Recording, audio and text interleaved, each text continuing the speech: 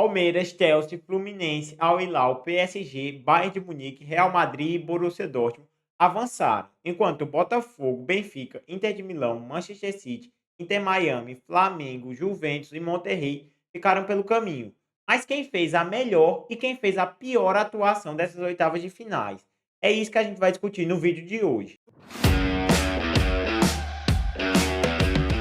O jogo entre Palmeiras e Botafogo foi o jogo de um time só, de uma nota só, onde o Palmeiras pressionava o time do Botafogo e o Botafogo que tratou o Palmeiras como um megazord, um time que era impossível de se bater, de se ganhar, e aí só se retrancou, se abdicou de jogar. O Palmeiras não fazia uma super pressão, mas quando chegava, levava perigo aqui ou ali, não foi pressionado, não fez um jogo espetacular, mas foi muito bem na partida. Pegando aqui os números, eles são um pouco mentirosos onde o Botafogo teve 53% de bola, na maior parte muito morosa essa posse de bola. O Palmeiras teve 47, onde de fato foi mais ofensivo, tentou criar oportunidades ou coisas do tipo. Quando a gente pega de finalização, o Palmeiras teve mais, 19-16, e grande parte dessa finalização do Botafogo foi no segundo tempo da prorrogação, onde colocou Arthur Cabral, Joaquim Correia, Montoro. Teve hora que estava com 3 centroavantes jogando para frente, bola na área, sem pé nem cabeça. Aqui, o Palmeiras foi extremamente superior, mas para mim, não entra entre os principais times que fizeram as melhores atuações. Já o time do Botafogo é um forte candidato e sim, entra na lista dos times que fizeram as piores atuações nessas oitavas de final e é um forte candidato. Passando para o segundo jogo dessas oitavas, justamente o time que vai enfrentar o Palmeiras é Benfica e Chelsea, onde o Chelsea conseguiu vencer o jogo por 4-1, também na prorrogação, assim como o Palmeiras, que eu não tinha referido, mas assim como o Palmeiras venceu na prorrogação. Aqui já é um pouco diferente. O Chelsea teve 64-36% de posse de bola, teve 22 finalizações, enquanto o Benfica só teve 8. Então, assim, aqui a gente já vê que foi uma disparidade, talvez, não acho que foi uma disparidade maior. O jogo em si foi um jogo muito pegado, com chances para os dois lados. Em determinado momento o Benfica dominou, em determinado momento, que eu acho que foi até maior, o Chelsea dominou, e foi um jogo muito equilibrado no tempo normal. O empate para mim foi super justo e merecido, por mais que tenha sido no último lance um pênalti ali que Di Maria pegou a bola e fez o gol. Só que assim, na prorrogação, o Chelsea dominou o time do Benfica. Fez os 3 gols, fez o 4-1 já na prorrogação, garantindo tranquilamente a sua vaga para a próxima fase. E assim, cara, foi, como eu tô dizendo, foi extremamente merecido. O Chelsea trucidou o time do Benfica. Só que pelo jogo que fez, pelos 90 minutos, eu não coloco o Benfica entre as piores equipes. E se fosse só a prorrogação em si, a que a gente fosse levar em consideração, o Chelsea ficaria entre as melhores equipes. Mas como não foi, então aqui nenhum dos 2 times vai ficar entre os melhores nem os piores. Os 2 foram medianos. Já vamos passar para o próximo. Esse jogo aqui é um jogo histórico. Inter de Milão e Fluminense. A Inter fez 68% de posse de bola, o Fluminense fez 32, 16-11 finalizações para o time da Inter. Só que assim, esse jogo, o Fluminense não foi que ele foi extremamente superior ao time da Inter, mas ele conseguiu controlar as ações do jogo muito bem. Conseguiu achar o seu golzinho logo no começo do jogo com o Germancano. Depois fez o quê? Se fechou, voltou mais para trás, começou a explorar contra-ataques rápidos e bem articulados. Deixava até a bola mais com o time da Inter de Milão, só que não era pressionada. A Inter não conseguia agredir o time do Fluminense.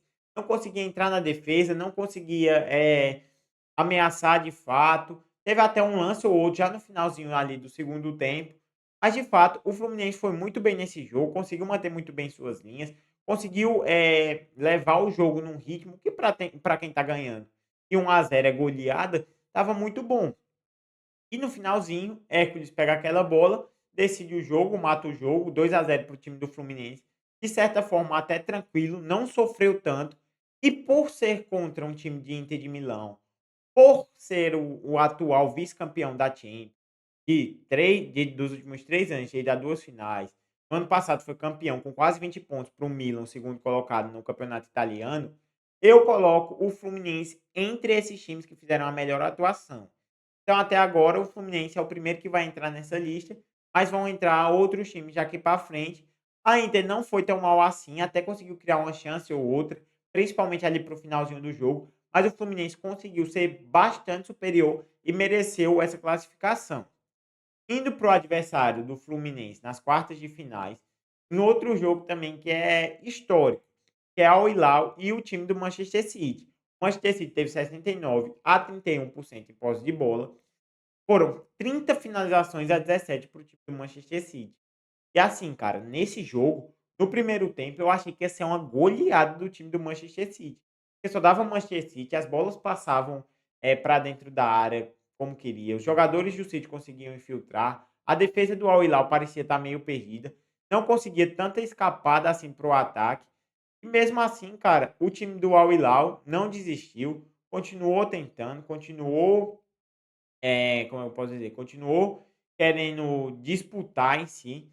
Saiu com apenas 1-0 que ficou muito barato nesse primeiro tempo. Depois virou o jogo para 2-1. O City empatou. Na prorrogação, fez um gol. Foi um jogo extremamente emocionante. Fez um gol. O City empatou de novo. Depois fez o 4-3 com o Marcos Leonardo, menino da Vila, que decretou de fato a classificação para o time do Al Hilal. As coisas que eu quero pontuar, as 2 defesas foram muito, muito, muito fracas. Deixaram passar bolas que não era para deixar passar, deixaram o ataque jogar, deram muita liberdade. Os 2 ataques também foram muito bem. Assim, os 2 lados atacando muito, têm abdicado o jogo, querendo jogar, tanto que o placar foi 4-3. Para mim, assim, em nível de futebol jogado, em nível de você consumir o produto futebol, foi o melhor jogo que a gente teve, foi esse jogo entre Manchester City e o time do Al Hilal. Só que eu acho que foi um jogo extremamente equilibrado.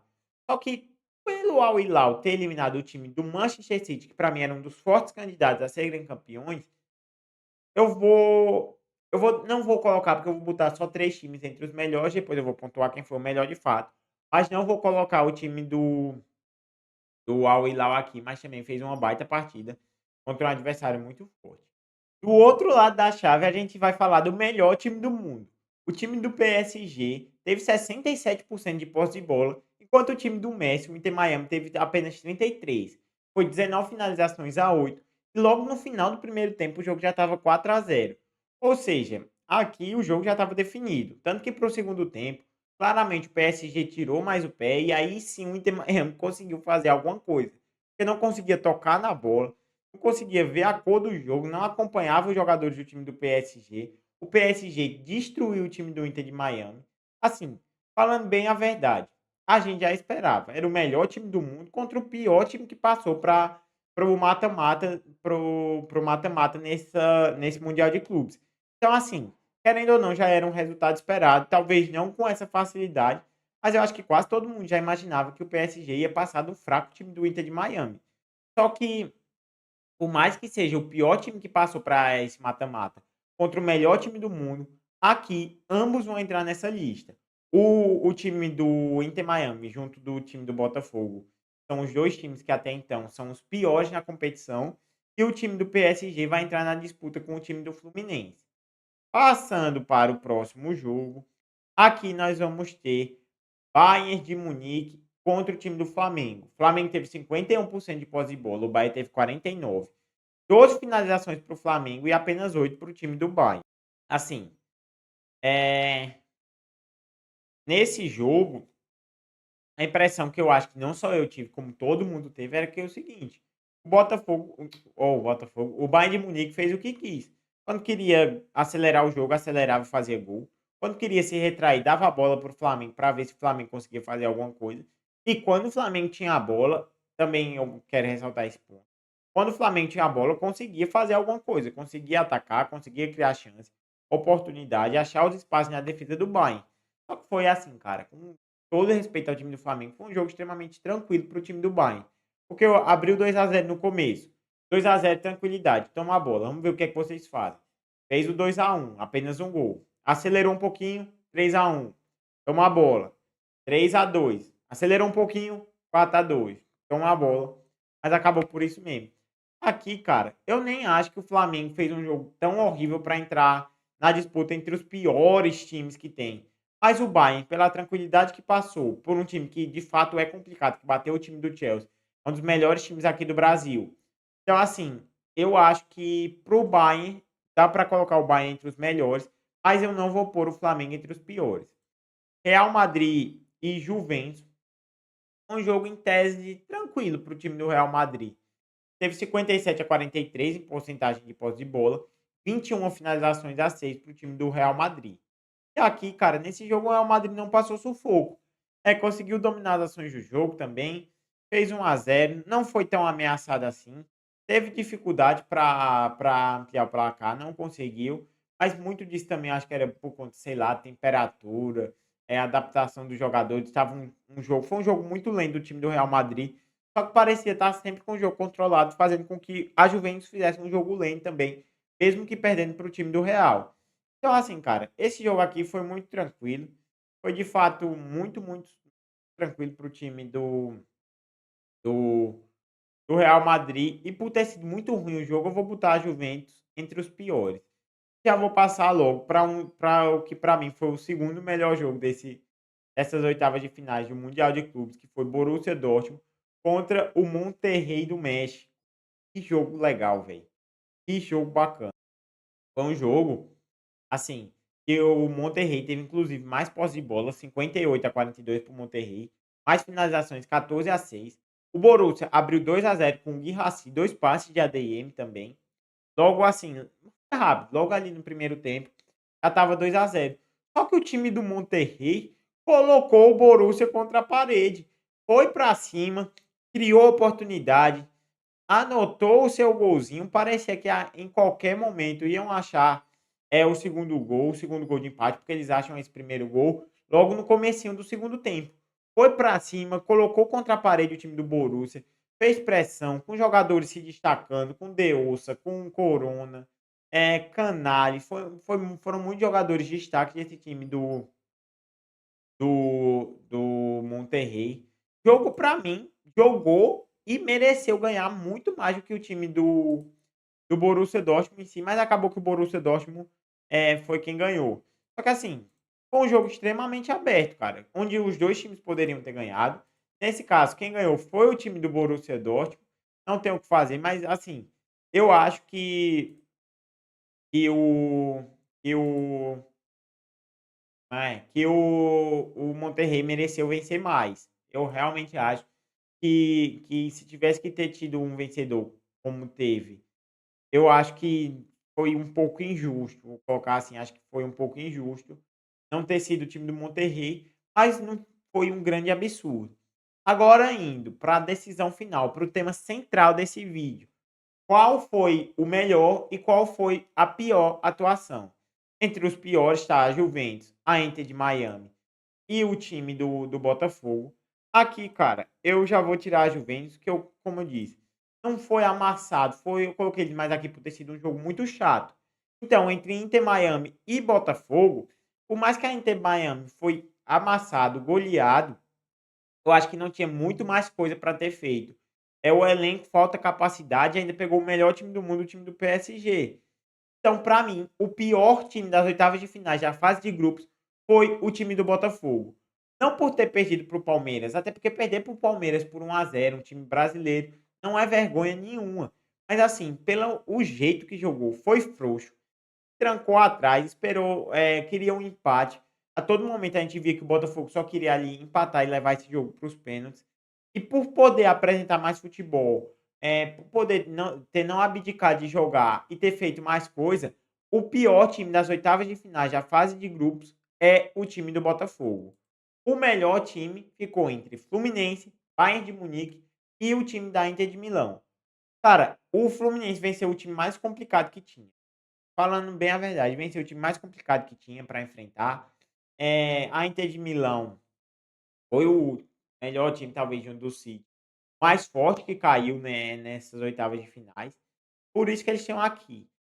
Mas assim, analisando, domínio do adversário, controle de jogo, apertar mesmo para não deixar o adversário jogar, eu vou tirar o Fluminense, não tirando os méritos, que para mim foi uma baita partida contra um baita adversário.